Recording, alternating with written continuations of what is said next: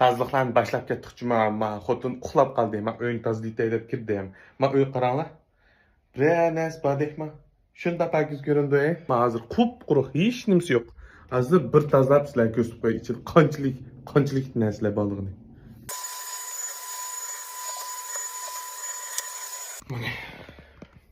Mana. Ko'rdinglarmi mana? Qo'rqinchliqmi? Marchang tozani ko'raman. Marchang tozani ko'raman.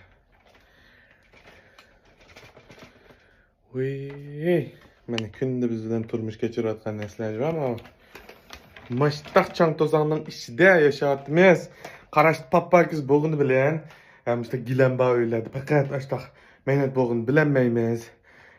Kirib chiqib yurgandan keyin mush arliqlarga chang tozan degan yamanjiq singib ketdi. Shuningga qarindoshlar, hozir texman darmanning shichinchisini 15% ko'tarib turyapti. Qo'linglar qildim azam bordi. Shunda isil shunda yaxshi narsa, uydagi butun axlat narsalarni tozalik qila oladi.